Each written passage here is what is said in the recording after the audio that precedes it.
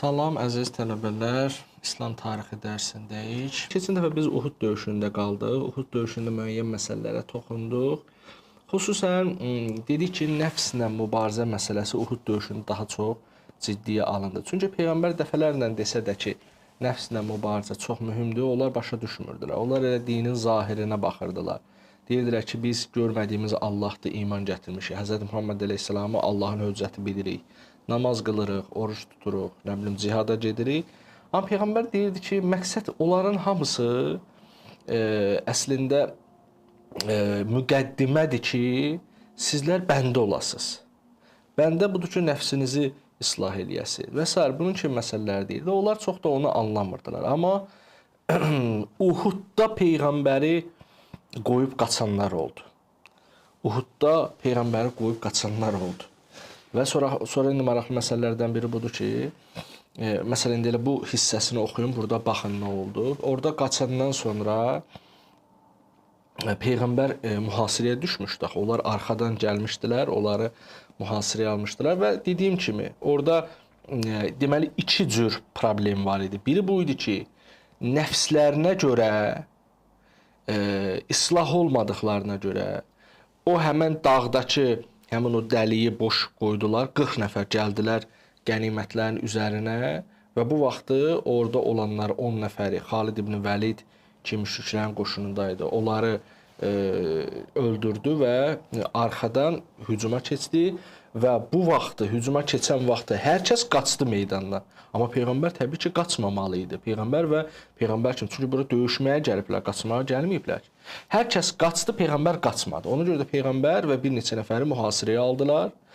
Birinci məsələ onlar idi, o 40 nəfər. İkinci məsələ isə qaçanlar idi. Qaçanlar niyə qaçırdı? Çünki nəfsləri aram deyil idi. Yəqin yaxşı iman gətirməmişdilər. Daha doğrusu əqlən iman gətirmişdilər, elə bizim kimi. Biz də bilmirik orada nə olar. Amma mənəviyyatlı, nəfsləri islah olan deyil idilər ki, Peyğəmbərlərini qorusunlar. Yaxşı. Ona görə də Peyğəmbər orada çox ağır bir mühasirəyə düşdü. Çox ağır yaralandı Peyğəmbər. Və əvvəldə, buna diqqət eləyin, əvvəldə Peyğəmbər və digər yanındakılar müsəlmanlara deyirdilər ki, Peyğəmbər ölməyib. Gəlin. Amma ki, belə deyirdilər ki, Peyğəmbər ölməyib. Çünki qayıtsınlar. Gəlsinlər və döyüş davam eləsin, qalib gəlsinlər.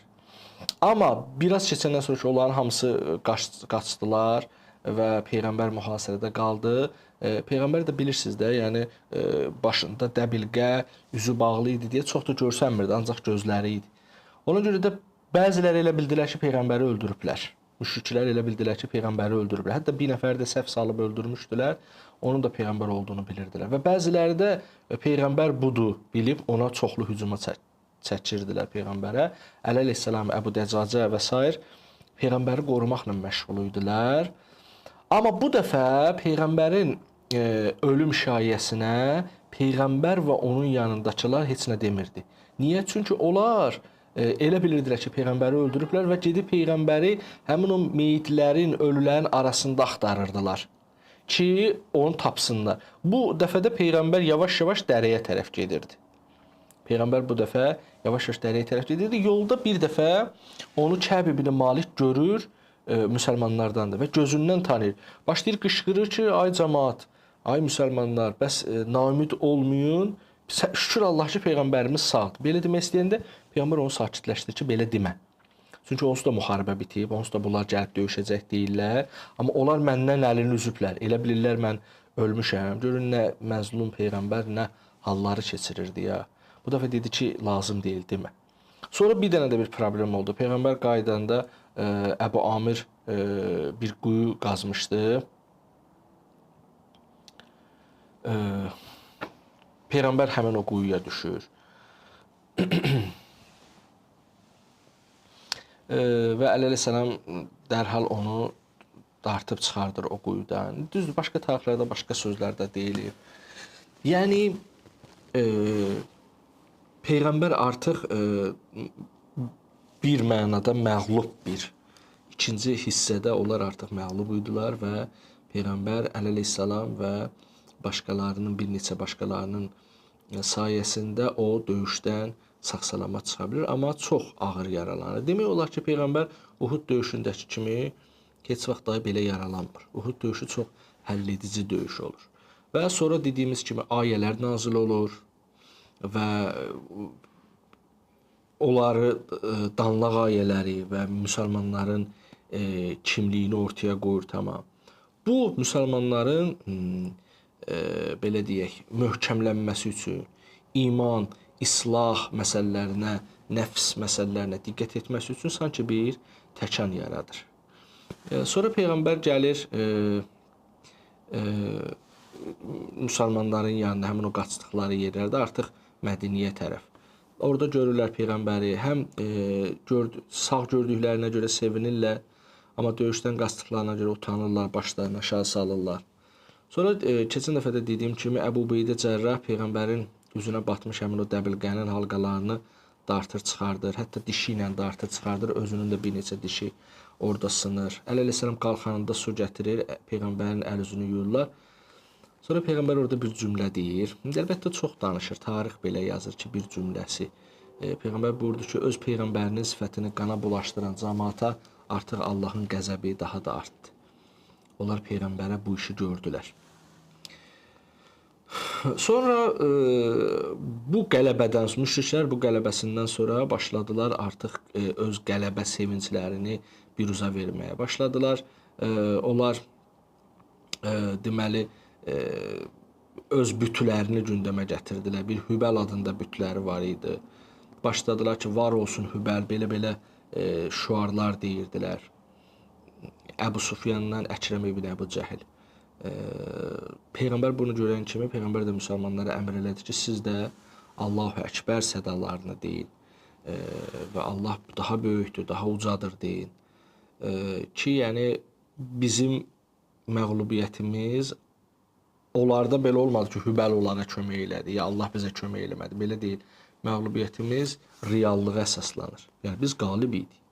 Amma özümüzə görə, öz ucbatımızdan, problemlərimiz ucbatından, nəfsimiz ucbatından biz məğlub olduq.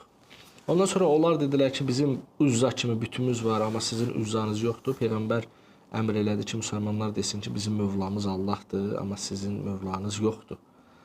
Bunlar taxta parçasıdır və s. Daşdır, taxta parçasıdır. Sonra onlar dedilər, Əbu Sufyan 3-cü dəfə dedi ki, bugün biz Bədirin əvəzini çıxdıq. Amma Peyğəmbər möminlərə tapşırdı ki, onlara desin ki, Bədirin əvəzi olmadı. Çünki Bədirdəkilər, bizdən ümumiyyətlə ölənlər cənnətə gedir, sizdən ölənlər cəhənnəmə gedir. Sonra Əbu Sufyan dedi ki, ev yoxdur. Biz yenə də sizlə görüşəcəyik, qalsın gələn ilə. Beləcə döyüş tamamilə bitdi və müsəlmanların 70-ə yaxın ölüsü var idi və yüzlərlə də yaralısı var idi. Onlardan isə təqribən 22 nəfər ölmüşdü və onları bastırmamış. Müsəlmanlar öz ölülərini bastırmamışdan əvvəl zöhr əsr namazlarını qılmağa başladılar.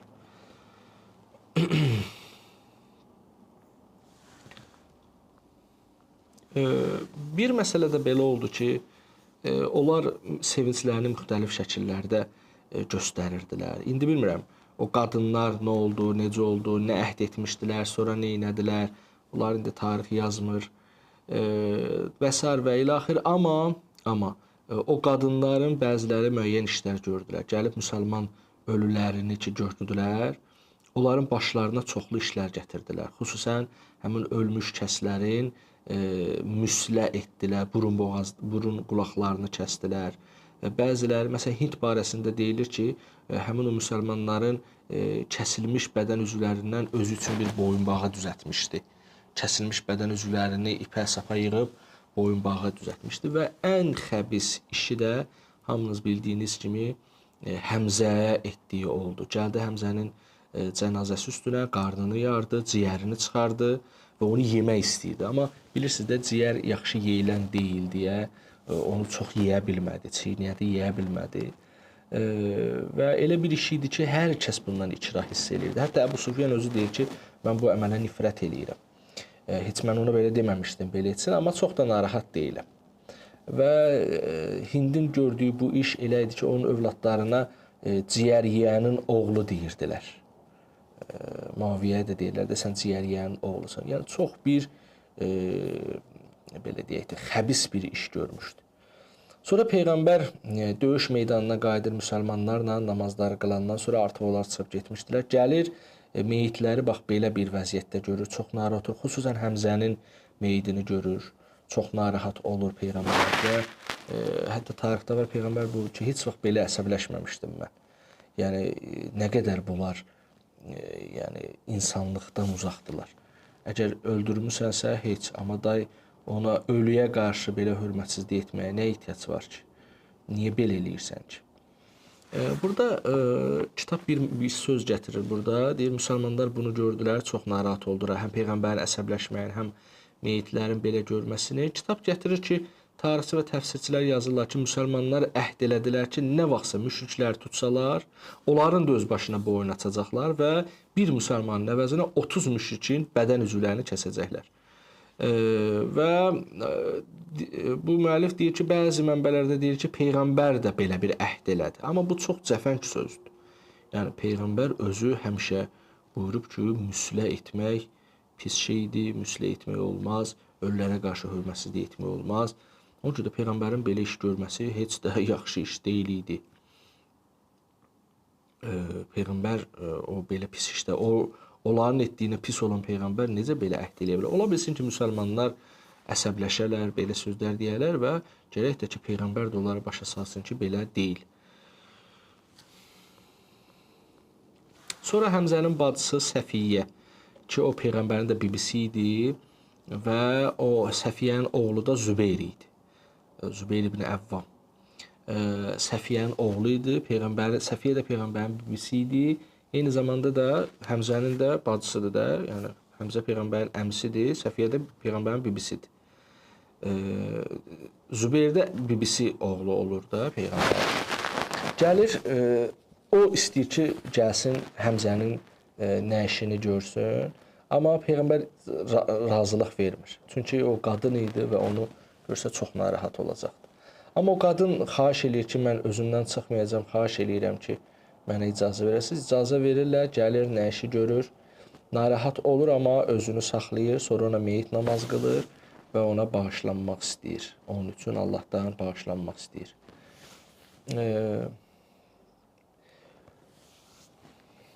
Bir dənə də hadisəni kitabımız gətirir.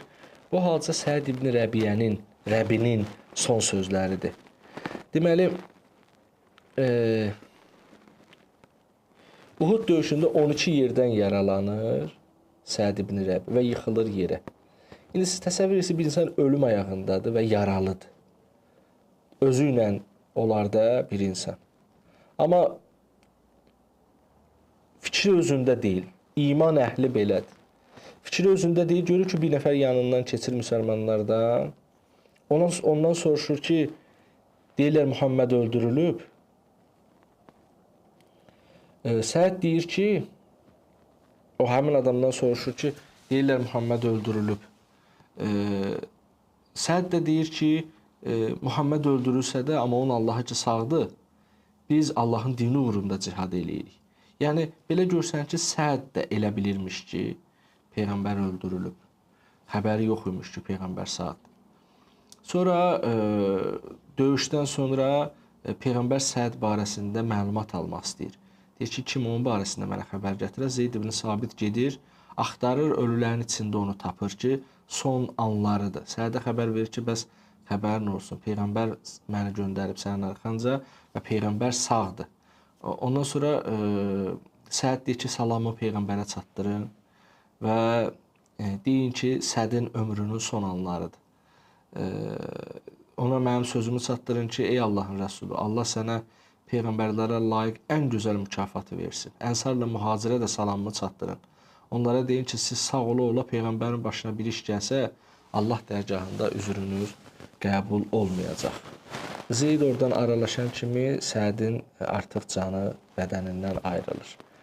Görürsünüz, tarix bizə bu tərəflərdə göstərir. Tarix bizə Əbu Süfyanı Hindi göstərdiyi kimi, insanlıqdan uzaq olan kəsləri göstərdiyi kimi, döyüşdən qaçanları göstərdiyi kimi, nəfsinin arxasınca qaçanları göstərdiyi kimi, Səd kimisini də göstərir və o gün dərsimizdə Nüseybə və onun kimi bəzi xanımları, onun oğlunun barəsində biz gördük. Doğrudan da döyüş elə belə şey deyil. Bir qadın döyüşə gedir.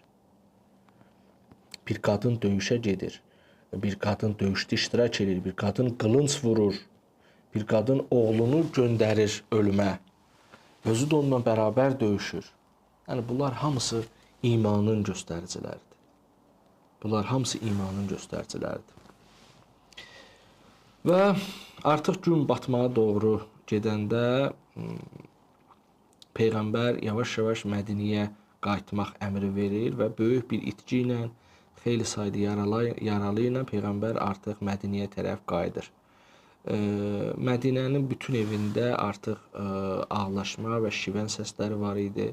Peyğəmbər Bəni Əbdüləşər tayfasının yanından, evlərinin yanından keçəndə görür ki, onlar öz ölənləri üçün ağlayırlar, şiddətlə ağlayırlar. Yadına Həmzə düşür ki, Həmzənin heç kimi yoxdur. Deyir ki, kaş Həmzəyə də ağlayan olaydı. Səid ibn Məyaz bunu eşidir və bir neçə dənə xanıma bunu çatdırır. O xanımlar da yığışırlar, Həmzə üçün ağlayırlar. Peyğəmbər də onlar üçün dua eləyir. Deyir ki, mən həmişə Ənsarın mənə maddi və mənəvi köməyini görmüşəm, onlardan faydalanmışam. Sonra Peyğəmbər o qadınlara evə getməsini tapşırır. Deməli, burada bir dənə xanımdan da danışılır. Bəni Dinar tayfasından olan həm ərini, həm atasını, həm də qardaşını itirən bir qadındır. Görürlər ki, oturur, o da qadınlar içində ağlayır, mərsiyə oxuyur. Peyğəmbər də onlara yaxın bir yerdən keçirmiş.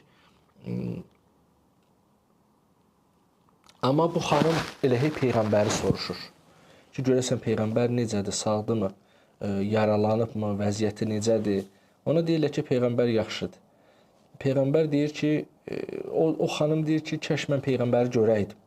Belə sizin dediyinizlə ürəyim aram olmur, kəş mən onu görəydim. Və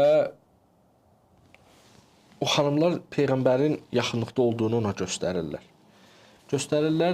Qadın görür Peyğəmbəri ki, Peyğəmbər doğrudan da sağdır və bütün dərdini, qəmini unudur. Deyir ki, ya Rəsulallah, sizin yolunuzda bütün çətinliklər asandır.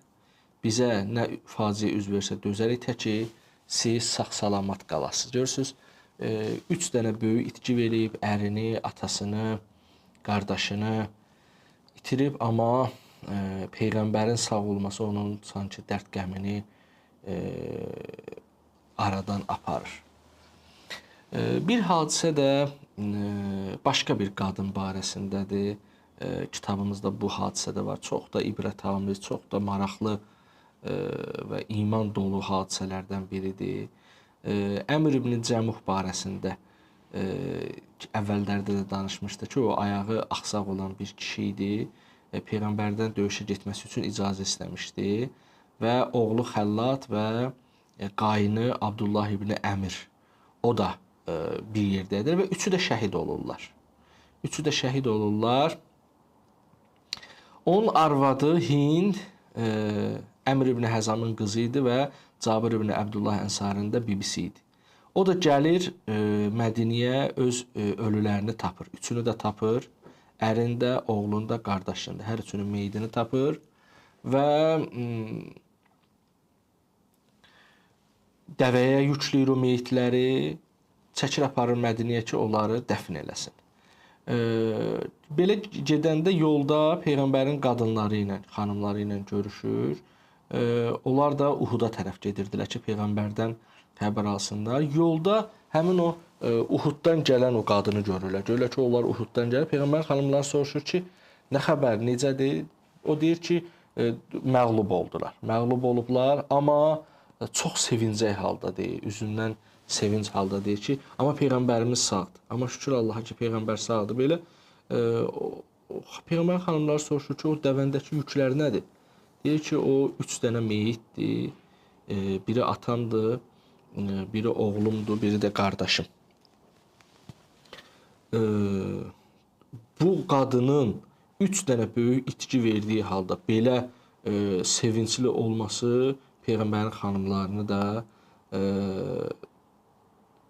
yəni təəccübləndirir ki, bir qadın bu qədər itki verib, amma peyğəmbərin sağ olduğuna görə o elə bir sevinclidir ki, sanki qələbə çalıblar.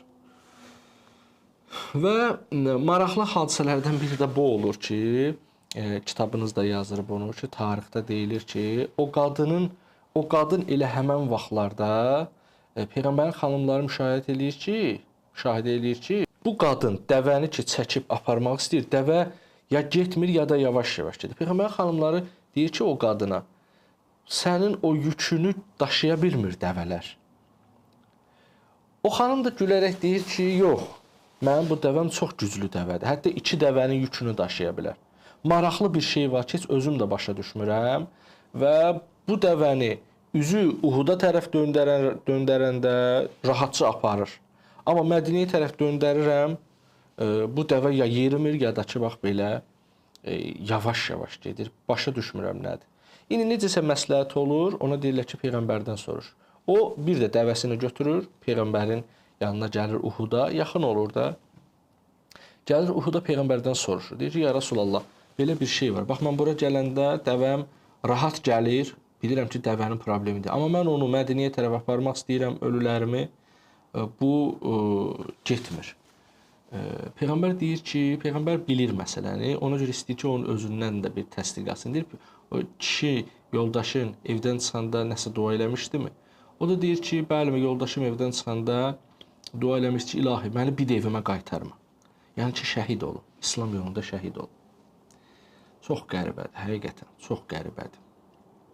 İnsanın öz canından keçməsi və belə bir dua etməsi, bunlar imanın göstəriciləridir. Qiyamətdə biz bunların hamısını uca məqamlarda olduğunu görəcəyik. Belə bir dua eləmişdi. Peyğəmbər buyurur ki, indi sən onu evinə tərəf aparırsan. Bu isə istəmir Mədinəyə getmək. Bunun duası qəbul olub. Ona görə də Allahın izni ilə o dəvə yerimək istəmir. Ona görə də sən hər üçünü burada qoy, biz elə Uhud şəhidlərinin yanında onların hər üçünü burada bastıracaq. O qadın bunu başa düşür. Sonra Peyğəmbər deyir ki, xəbərin olsun ki, onlar elə qiyamətdə də, axirətdə də onlar hər üçü bir yerdə olacaqlar. Qadın ağlayır, gözlərindən yaş gəlir. Və Peyğəmbər deyir ki, ya Rasulallah, onda dua elə ki, mən də bax bunlarla bir yerdə olum. Bunlar ki, axirətdə xoşbəxt olacaqlar, bir yerdə olacaqlar, mən də bunlarla bir yerdə olum. Sonra Peyğəmbər qayıdır Mədinəyə və evə daxil olur. Xanım Fatimə Zəhra onu qarşılayır və görür ki, Peyğəmbər hansı vəziyyətdədir. Yenə deyirəm, bəlkə də ilk və axırıncı dəfə idi ki, Peyğəmbər belə bir möhkəm yaralanmışdı. Xanım Fatimə Zəhra başlayır ağlamağa. Ondan sonra Peyğəmbər qılıncını verir ki, yusun.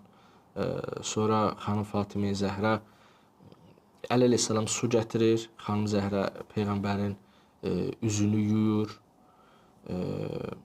O yara ki var idi üzündə, həmin o dəbilqənin batdığı yerlər, o yerlər qan axırdı.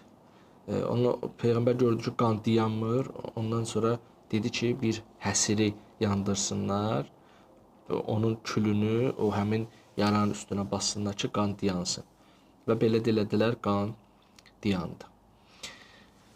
Əlbəttə, burada çoxlu hadisələr olub da, heyf ki, tarix bizə olduğu qədər danışa bilmir. Doğrudan da Peyğəmbərin əzəməti və rəhməti buradadır. Mən keçən dəfələrdə dedim, yenə də deyirəm, Peyğəmbər bir kəsdir ki, özü xəlifədir, özü Peyğəmbərdir, əzəmətlidir, amma meydanın ən qızğın vaxtında oradadır. Və bu qızğın vaxtda orada olması da elə belə də deyil, döyüşür və hər kəsdən daha artıq əziyyət çəkir orada. Hər kəsdən daha artıq çətinliyə düşür Peyğəmbər. Müsəlmanların elədikləri özbaşınalıq Peyğəmbərin belə bir çətinə düşməsinə səbəb olur. Və maraqlı budur ki, Allahın da bunun icazəsi var. Yəni bu Peyğəmbər istəsəydi Allah bir möcüzə ilə Peyğəmbərinə qoymazdı da bir daş dəysin, bir qılınc dəysin. Amma bu peyğəmbər də Allahın icazəsi var ki, öz sədaqətini, öz rəhmətini öz ümmətinə, balalarına göstərsin.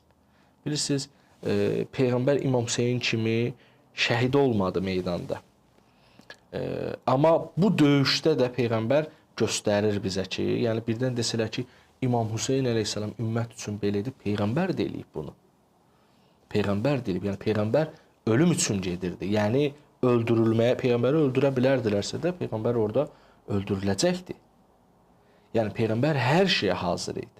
Sadəcə onun öldürülməməsi məsləhət idi. Necə ki, İbrahim'i oda atdılar, Allah qoymadı yansın o. Çünki hələ İbrahim yanmamalı idi. Və sair peyğəmbərlər. Ona görə də Həzrət Muhammed əleyhissalam ölməməli idi deyə ölmədi. Amma elə ölüm üçün gedirdi. Yəni insanlıq üçün döyüşürdü. Və bu onun bizə nə qədər mehriban, nə qədər bizi sevən, nə qədər bizə xeyirxahlıq elədiyini göstərir. Yəni adam həm ilahi vəhyi gətirib, Quran tanışlığı dərsində də eşitmisiniz də, vəhy nazil olanda necə olurdu? Peyğəmbər halı dəyişirdi peyğəmbər. Bəzən ürəyə gedirdi. Çox çətin idi peyğəmbərə vəhyin nazil olması prosesi. Və onu qorumaq, İslamı yaymaq və döyüşlər məsələsi. Peyğəmbərin bir xoş günü olmadı peyğəmbərliyə seçiləndən sonra. Nə Məkkədə xoş günü olmadı o 13 ildə, nə də Mədiniyə. Mədiniyə gələndən sonra da ömrünün axırına qədər ancaq döyüşlərdi. Döyüşlərdə və özü də döyüşün həmişə əksər döyüşdə meydanın ortasında olurdu. Bax, bu da peyğəmbərin əzəmət və rəhmətinin göstəricisidir. Tarix bizə bunu göstərə bilir. Sonra onlar qayıdıb gələndən sonra gəldilər, bir gecə qaldılar Mədinədə, yəni peyğəmbər öz əshabı ilə gəldi, bir gecə qaldı və belə gördü ki, Mədinədəki yəhudilər, münafiqlər, xüsusən də Abdullah ibn Übey ki, yəhudilərin başçısı idi, münafiqlərin başçısı idi. Bunlar Uhudda baş verənlərə çox seviniblər. Və peyğəmbər narahat oldu ki, belə bir məğlubiyyəti görən yəhudilər, münafiqlər, bunlar nəsə bir ixtişaş etməyə qalxa bilərlər. Ona görə də peyğəmbər neynədi? Bir də qoşunu çağırdı. İndi deyəcəm ki, maraqlı bir formada çağırdı. Bir də qoşunu çağırdı və bir qüdrət göstərmək istədi ki, daxildəkilər deməsinlər ki, artıq peyğəmbərin ordusu pərən-pərən olub, belə deməsin. Bilsin ki, uduzublar, amma bu hər şey demək deyil. Bu mütləq məğlubiyyət demək deyil. Onlar yenə də varlar. Ona görə də Peyğəmbər sallallahu belə bir işi görmək istədi ki, kimlərsə nəsə fikirləşmək istəyirlərsə fikirlərindən dönsünlər. Peyğəmbər neynədi? İndi bunlara ki, heç nə eləyə bilməz də Peyğəmbər. Çünki bunlar münafiq budur ki, deyir, mən müsəlmanam. Şəhadət verir, hər şey eləyir, amma dildə deyir bunları. Ona görə də buna qarşı heç nə eləmək olmur. Peyğəmbər neynirdi, amma bunu göstərməli idi.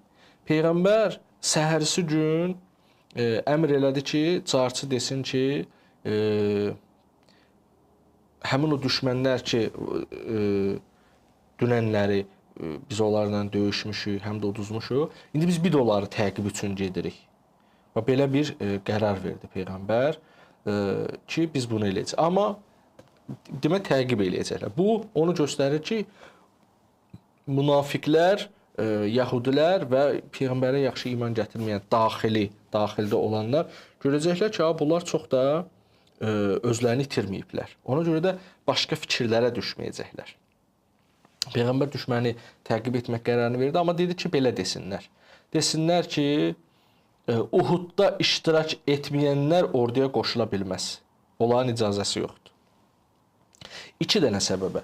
Biri buydu ki, Uhudda iştirak eləməyənlərə bir etirazını bildirdi Peyğəmbər. Deyirdi ki, yəni sizin ləyaqətiniz yoxdur. Necə ki, Uhudda iştirak etməmişsiniz, heç burada da sizə icazə vermirəm. Siz heç döyüş adamı deyilsiniz. Heç mən sizi döyüşçü saymıram. Ləyaqətiniz yoxdur. Belə deyirdi. Yəni sanki onlar bir dənə etmək istəsə icazə vermirdi peyğəmbər. Bir bunu deyirdi. Bir də Uhuddakılar qaçdı axı.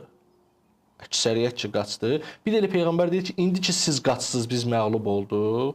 İndi elə siz həmən sizlə təzədən mən düşməni bir də təqib etməyə gedəcəyik. Dediyim kimi bu döyüşlər ümumiyyətlə İslam tarixində biz həm yaxşını, həm pisi, həm ortanı, həm aşağını, həm alini müşahidə eləyə bilirik. Məsələn o peyğəmbərin dediyi həmin o kəs ki vardı, o cavan uşaq ki ona mələklər qüsul verdilər. Toy gecəsi gəlib qoşulmuşdu peyğəmbərə.